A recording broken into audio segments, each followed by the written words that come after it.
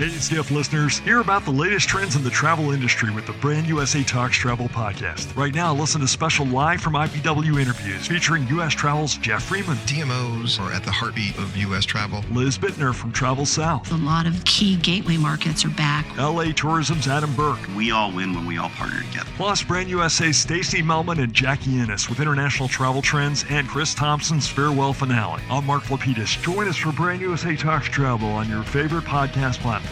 Brand USA Talks Travel.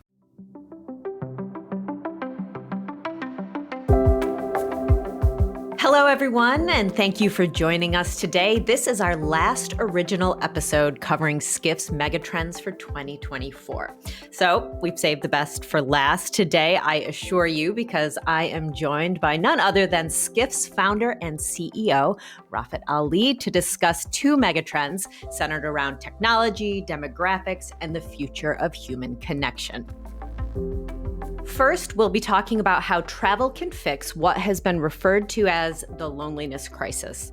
With pandemic shifts towards remote work and record numbers of people around the world living alone, it's no wonder that 24% of adult respondents reported feeling lonely in a 2023 Gallup survey, and those numbers were higher in people aged 19 to 29 than they were in those over 65, which is to say this is a problem that we'll be dealing with for the foreseeable future.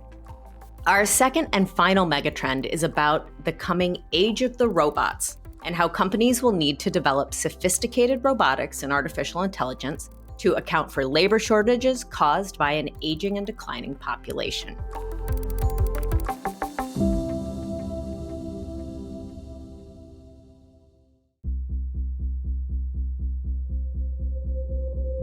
Each fall, as the new year approaches, the Skift editorial team gets together and talks about the big themes of the year to come. This is tens of thousands of hours of talking to you, people in the travel industry through the year, coming up with the stories, research reports, our events, etc., and then us connecting the dots across all of those headlines.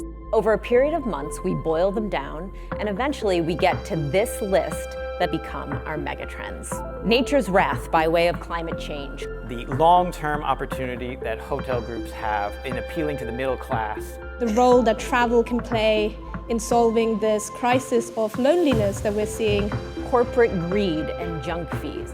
Is the travel industry ready for it? Has anybody thought about it? We are on a mission to help you make sense of the year to come. So here's our take on the travel sector, 2024 style. Okay, let's get started.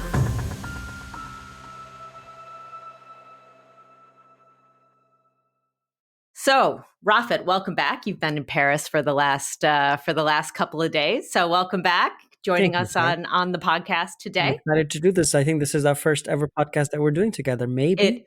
It is the first, but surely not the last. So, Rafat, let's start with the loneliness crisis. You've spoken a lot about this recently, including at our Megatrends launch event in New York last month, about demographic shifts and the many implications that those shifts will have for the world and, by extension, the business of travel. So, talk to me a little bit about what these shifts look like to you and what they have to do to this great industry that we're all in, travel. Yeah. So I've been obsessed with demographics, I'm going to say, for a few years now, going back to this book that I read in 2017, maybe 2018. It came out in 2017 called The 100-Year Life, which is a book by two British professors around longevity and if people are living towards 100, which certainly our kids today will most likely, then what does it mean for societies at large that are structured for people retiring at a certain age versus living that long. So fascinating book. Fast forward a few years later, in 2020, late 22, a light bulb for us went off when somehow suddenly it crept up that India was going to cross China in terms of being the most populous country in the world. And China was just opening up from a few years of isolation. And wasn't coming back, hasn't still come back in the way that the travel industry expected it to come back for Chinese travelers that have become the biggest force in the travel industry over the last 10, 15 years since we were covering it from the start of Skift. And India emerging as a force, both domestically as a giant market, as well as the global outbound Indian travelers that were coming out with India now fastest growing, largest country in the world today in terms of GDP growth.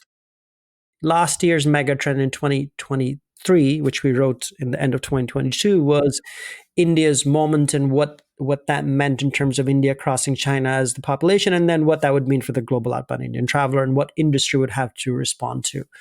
Since then, I've read 6 or 7 or 8 books on different demographic trends in the world, how the world's getting a lot older, faster, a lot faster than what demographers even a few decades ago were expecting, and what that means to the travel industry, both in terms of labor, which travel industry is one of the largest employers of people around the world. It's a very employer heavy, certainly on the front end part of it. And then also from a traveler perspective, as these demographics are changing and people are coming from different parts of the world into the tourism market that historically were underrepresented. The types of travelers, the age of travelers, the living economic, social, cultural conditions of people is changing so fast right within this generation that we live in, that a lot of assumptions that the travel industry has had in terms of what the type of travelers are, what type of products they should offer, are all changing very fast. So that's the somewhat long version of my obsession with demographics in travel. Let's talk about loneliness, though, specifically. Yeah. I love listening to you talk about this because it's an interesting take that you don't hear very often. How do you think that travel can help with what many people think really truly is a crisis? Yeah, it's sort of the modern living condition of the world today, and there's enough stats. We have reported on many of these stats. The U.S. Census tracks single people living in U.S. and last year, I think sometime maybe July and August last year, they came out with some report that the highest number of Americans living alone in American history. 30%, fully 1/3 of Americans are living alone. And there's enough data around the world to say this is for the first time in human history, these many people all around the world are living alone. What's happening is people have moved out of rural areas into cities. Cities are where the future of is the present and the future of the world. The family structure, historic family structure, has changed in many different ways, much for the better, some for the worse. We can argue, but that's not the point of the discussion today. But in general, the U.S. Surgeon General under the Obama administration, and then also now under Biden administration, Dr. Vivek Murthy, he came out with a book, I'm going to say 2 years ago, on loneliness. Well, he called loneliness as an epidemic in the U.S. Yeah. And says that it explains a lot of the challenges our modern society in the West, and in his case, U.S., is having: polarization, drug problems, depression, mental illness, or mental health issues are all around. Travel's role in not solving it, because I think that's too much of a burden on travel to do, but our perspective is, how should the travel industry, whose original intent, the original promise of travel, has always been connecting cultures and people, if you buy into that original promise of travel, then in an age where loneliness is a huge part of human existence, how does travel connect people, both cultures in terms of us going into different cultures, but also people traveling with groups. And one of the things that I've talked about a lot is why group travel continues to be and will continue to be a big part of the travel industry. When the assumption was, when digital came in, everything will become what the industry terms FIT, as in fully independent travel. People will book their own. That has happened, but there's still a big market for, and continues to be a big market for group travel. In this case, tour operators, etc. Should the rest of the travel industry rethink group travel. There's enough evidence. We have done enough stories on different parts of the travel industry, whether it's cruising that has taken family travel and multi-generational travel a lot more seriously than other parts of the travel industry. And other examples of, like, there was a story we did last year, the G Adventures, which is a large tour operator, launched a solo travel brand as part of their portfolio for age 50 and above. And that's been doing very well. To many companies offering single women going together in a group, that continues to be a large market. To your story, frankly, recently on Taylor Swift, and the subtext being a lot of friends and families and cohorts are traveling together to see Taylor Swift's concerts, as much for the music, but probably even more so for the experience of being together while watching it. Yep. And so all of those are an indication of what travel can potentially do, and will continue to evolve, even more so as societies become even more individualistic. And we can talk about individualistic cultures versus collectivist cultures, which is another subtext to all of this. Yeah, the most interesting thing about the travel industry Taylor Swift phenomena that I found was that when I started to talk to just regular people when I was doing my reporting about the Super Bowl, and about how you had a bunch of like middle-aged men who had finally like found this like one sliver of a point of connection with their tween and teenage daughters, and they were like, okay, I don't want to screw this one up. Like, like I've got my in here. Like we're gonna all sit here, and I'm gonna listen to Taylor Swift, and she's gonna watch, the Super Bowl or football with me. And it was a, I don't know, it's like a really special thing. Like, it kind of gives me the warm fuzzies even thinking about it right now. And usually the industry would look at it as, oh, this is part of the entertainment or music industry. For us, it's as much in travel. I mean, as you said, you had in your deep dive report that it was 1.6 billion direct impact just in impact in the U.S. Contribution to the U.S. travel industry. Yeah, and 5 billion to the U.S. economy overall. I mean, those numbers are just so big that it's hard to even wrap your mind around it. Yeah, and so one of the things that, as part of this, is that live sports and live entertainment are the last two big communal experiences left, meaning the common water cooler moments left in the world, in an age where sort of people are wrapped up in their own social bubbles, if you will. And that, and apparently the eclipse that is coming. We're writing about that too. Stay tuned. But much like, that's a one-off phenomena, but yes, very much so. Which I hear you're going to somewhere to watch it, right? Are you somebody said internally in our teams? It's not me, but my family went together while I was working to see it last year, or the last time it came around in New York, and so they all as in an age where we just talked about demographic changes and people living alone and society's getting older and social ties fraying and loneliness epidemic, all of it points to these few cultural touch points that still remain that the travel industry is in direct line of sight of. I was just in Vegas last week. Feels a lot longer, but I've traveled a bunch, where I met the CMO of Las Vegas, LVCVA, which is the Las Vegas Convention Visitor Authority. And it's incredible the transformation that's happening in Las Vegas around sports and live entertainment. The Allegiant Stadium that opened up 2-3 years ago, the Sphere that opened up last year, the Formula One that came earlier this year and will now be there every year, and obviously the Super Bowl that just happened, and they want that to come back every sort of 5 years or so, and more to come.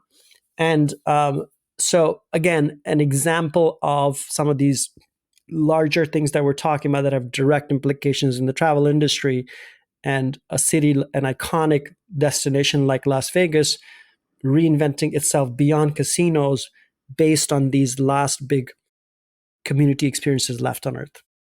I can't wait to go and see the Sphere. I read every story I can about it because I just think it's so incredible looking. Yeah, it is fascinating. Yeah, and all the other cities that are, Yeah. I guess, bidding for to have that come to their cities around the What world. was on it when you were there? Just last week. Like what does it look like when you're just in Vegas? Yeah, Is it the no, I eye? didn't see it, unfortunately. No, You it's just didn't see it. such a short trip. Yeah, I know, it's terrible. So we digress. It's interesting. When I was during the pandemic, we spent some time up in the Catskills, and I normally live in Brooklyn. And I must say, I was so lonely up there. I I had to come back to Brooklyn every once in a while. It's interesting because I think a lot of people think of, you know, smaller towns, and granted a global pandemic was going on, so it's so weird, but it was a strange time. But you don't sometimes people think of cities as being kind of the lonelier place.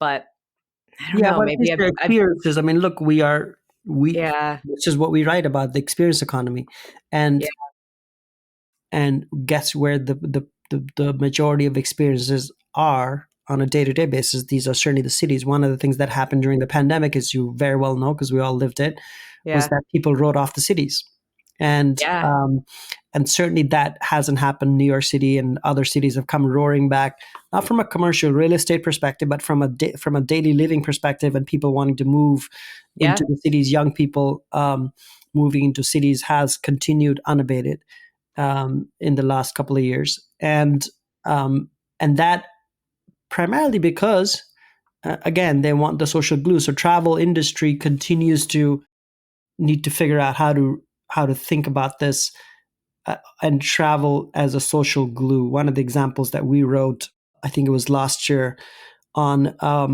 this is an example on the luxury side. So Six Senses, which is the part of IHG, the luxury resort company, is now opening a bunch of social clubs, a la Soho House.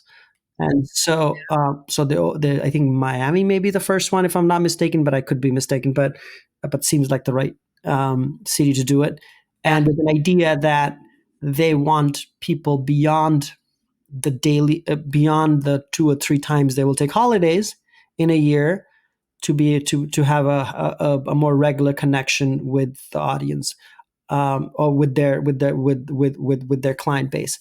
Obviously, subscription model similar to Soho House, build-in things like that. So a different, a related but different business, but with the idea that there's community involved there. yeah, Accor, out of probably all the large hotel chains, has been more forward thinking on how do you get the locals in your hotels versus just travelers, with an idea that if you go back to the history of at least the modern hotels in the last 100 to 150 years, hotels in large cities were the center of the social life, at least of the elite in the cities. It sort of fell away over a period of time, and so it's almost like going back to it. That Accor has tried what they call the concept of augmented hospitality, which is how do we make sure that the locals end up at our hotels. Ennismore, which is owned in large part by Accor, that as Hoxton and other brands has built its lifestyle hotels, very much keeping that in mind. F&B, co-working, they launched the concept of disloyalty, which I still fully don't understand. But the point is, they're trying to make it more of the daily lives of the people as opposed to just travelers. yeah. Last time I was in London, I was in a Hoxton, and the lobby was, I mean, I don't even know if they call it a lobby, but it was just full of locals working, laptops, coffees. They weren't staying there. They were just there, Yeah. experiencing their day in their life. So I Yeah, I saw mean, that Ace firsthand. Hotel, if you remember, Ace Hotel sort of Yeah, pioneered this concept of the modern lobby as a point where locals sit and have coffee. Coffee as the glue to getting people there, and that's permeated through the rest of the hospitality industry. Hey, Skift listeners, hear about the latest trends in the travel industry with the Brand USA Talks Travel podcast. Right now, listen to special live from IPW interviews featuring U.S. Travel's Jeff Freeman. DMOs are at the heartbeat of U.S. travel. Liz Bittner from Travel South. A lot of key gateway markets are back. LA Tourism's Adam Burke. We all win when we all partner together. Plus, Brand USA's Stacey Melman and Jackie Ennis with international travel trends and Chris Thompson's farewell finale. I'm Mark Lapidus. Join us for Brand USA Talks Travel on your favorite podcast platform. Brand USA Talks Travel.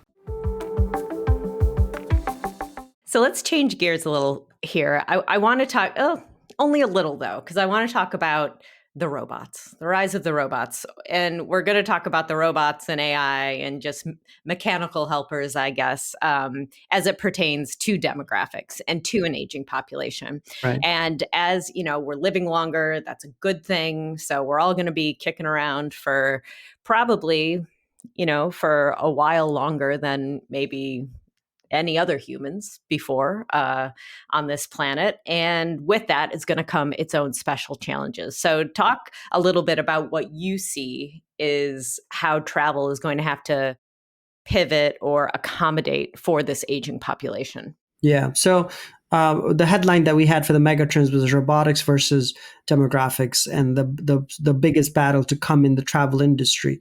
And you could argue this is probably true for many different business sectors, not just in the travel industry, but because travel is so human heavy, it will definitely be at the forefront of it.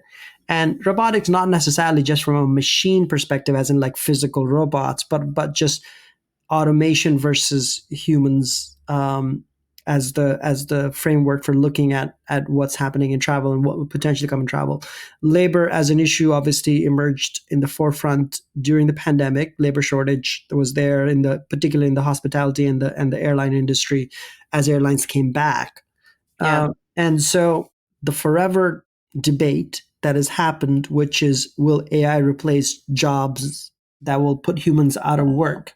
Well, the reality is, in sort of medium to long term, it's not replacing jobs, it's filling jobs that nobody's doing anyway at this point, meaning there are not enough humans to do it. Right. And so some of that debate will be moot in that sense. If there are not enough humans in a country like Japan, that reality is today, where the population has aged dramatically. Even China, where even though it has 1 billion plus population, is aging very, very fast. So some of those debates will go away, and then if people are living longer, 65 and plus is the fastest growing part of populations in many countries, which it is in the Western world, even in the non-Western part of the world. Then historically, when you talk about words like accessible travel or disability and travel, people have historically categorized it as a niche, a profitable niche, a large niche, whatever. The reality is all of us are disabled travelers in our future. All of us are. We're living longer. We will still have it. We're living longer, healthier, which means that the majority of us who have a desire to travel will want to travel. And some of it will be assisted, which means that this is not a niche in the industry. This is the whole industry. Right. And so it's a bit of a change of framework of how we look at the world. And then from the travel industry perspective, I gave the example of 50 plus solo travel from that G Adventures started. Yeah. And if you ask hostels over the last 10, 12 years, hostels have said that they have, even though it still remains primarily a youth-driven accommodation option, people from all ages are now staying in hostels because they're looking at community as well. And then hotels and other types of accommodation becoming more accessible is not just catering to special needs, but that is the need of the hotel. We have to start thinking in those terms. There was an example of these autonomous wheelchairs at airports. So we talk about autonomous cars, but autonomous wheelchairs at airports seems like a no-brainer because it's a defined course and with defined set of actions that you have to do, that a traveler has to do. So it's a lot less challenging than obviously driving in the streets. Right. And there's an example of this company that is now their wheelchairs are available in some Japanese airports and also some of the Western airports as well. And again, seems like a no-brainer that needs to happen and is a solvable problem. And so whether unions, etc., will allow it, that's a different thing. But the reality is this is today's reality. So when we're talking about AI, I'm curious. We talk about AI at Skift quite a bit, and we have incorporated AI in our own business. In our business, correct? Yeah, and I'm curious. I'm curious now that you've kind of had such an ability to play around with it and to use it yourself. Do you think that it's possible that we're putting too much stock in To AI today? in AI today? Yeah. Like we've kind of jumped the shark a little bit? Yeah. So certainly in the consumer applications of generative AI, because AI comes in many different flavors, generative being the latest part of it, looks like it may become the dominant frame of how people look at AI. Certainly the chatbots, etc. Well, Did you see the Air Canada story I did. from a few days ago? Yes. Yeah. It's fascinating. Give the background on what you're talking about, Sarah. Yeah, so Air Canada had a chatbot that this was a consumer-facing chatbot that it used to help consumers on its website. So it was integrated into the Air Canada website, which is important. And there was a customer of theirs who went on a flight because of a death in the family, and he typed into the chatbot if they had bereavement fares. And the chatbot told him, yes, Air Canada does have bereavement fares. And, you can go to this, that, and the other place to find out details. And as long as I think it was you put in your information within 90 days, that's fine. And that was actually not true. Yeah. So the generative AI in the chatbot had hallucinated that Right. that answer, Right. and so it was wrong. And so the customer sued in small claims court, and the judge was just like, it was like $800, and the judge was like, you know what, Air Canada, Yes. you need to basically police your AI that's on your website. Yeah. It gave Yeah. the I wrong mean, answer. this is a case of, I having built chatbots ourselves in the last year and a half, and I'm not technical, but this seems like a case of bad fine tuning of the chatbot. Because it's such a defined set of policies that to train a large language model on Air Canada's travel policies which is in the scheme of things a very small set of documents to train it on, and then it hallucinates, is pretty bad. So that's really a technical snafu than AI's fault, if you will.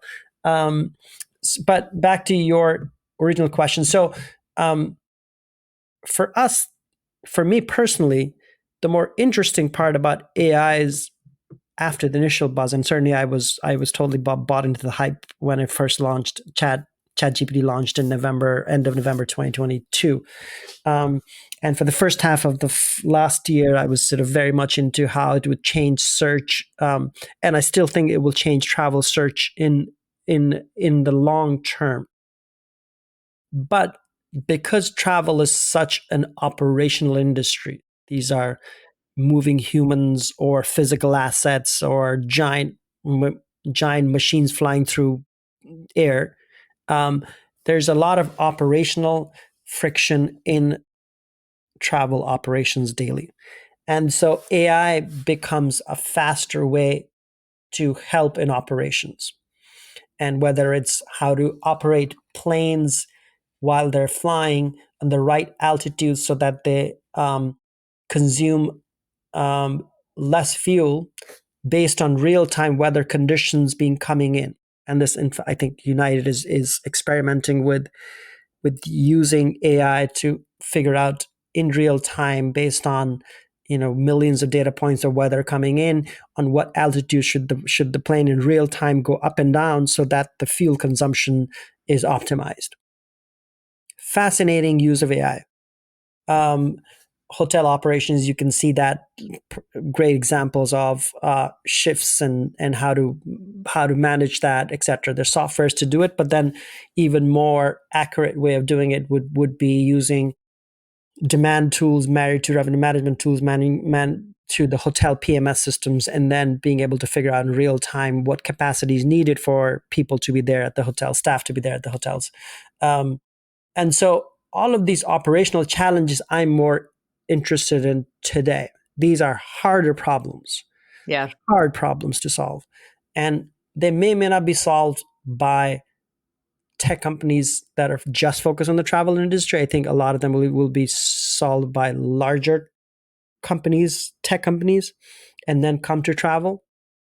But that's, for me, is the more interesting part, which is where the robotics versus demographics framing comes in terms of operational efficiencies that the travel industry will get over a period of time. Today, I mean, you tell me, I feel like a lot of these consumer chatbots today, travel planning, whatever you want to call them, seem to be more of a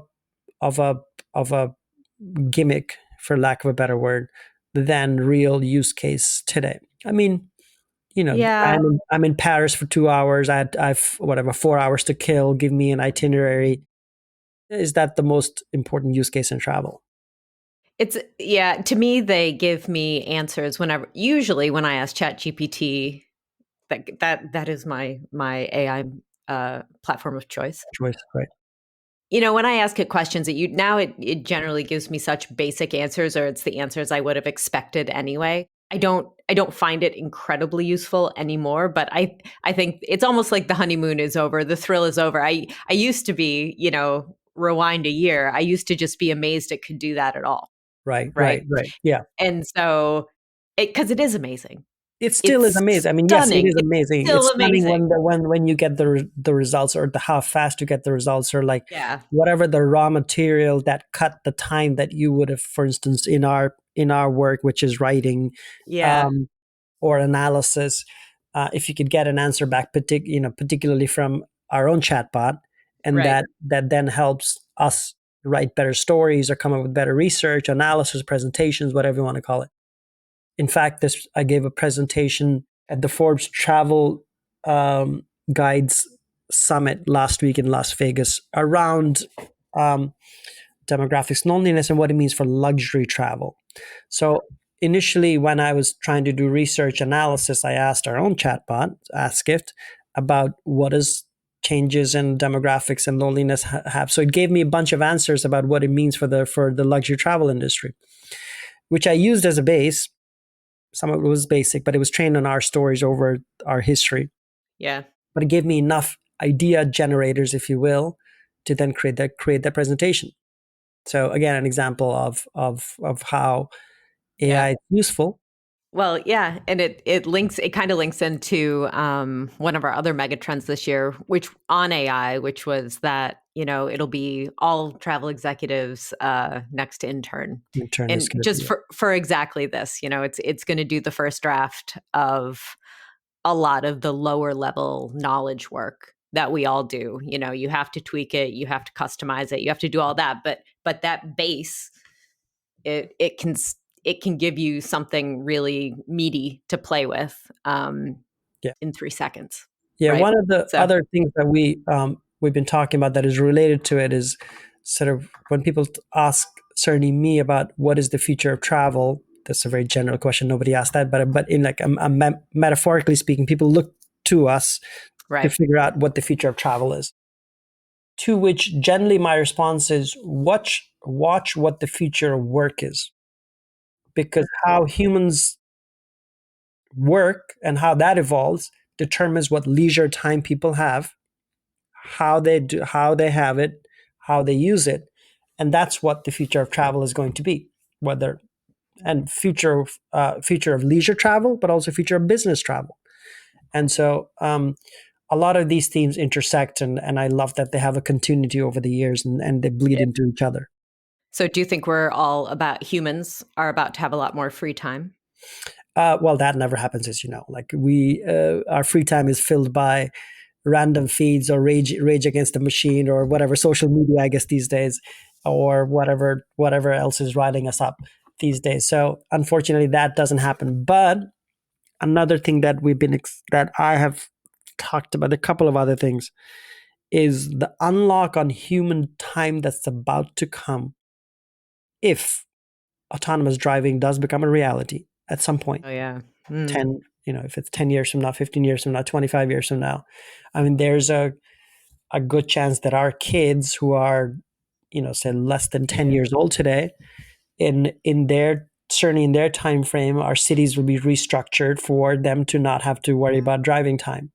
Yeah. Which means the unlock that happens on human time on commuting or going elsewhere, not just commuting, but going anywhere these days, is another layer that travel industry at some point will be the beneficiary of, just because people have more time. Yeah. So yeah, that's definitely another robotics future that's coming. Lots to think about. Well, let's leave it there for today, Rafat. Thank you so much for joining me to have this chat. This was the last of our Megatrends series. So if you want to take a look, have a read at all 12 of them, it's at skift.com/megatrends. And that is it for us, but we will see you next year. And for all of our other offerings on the Skift podcast channel, check them all out. Until next week.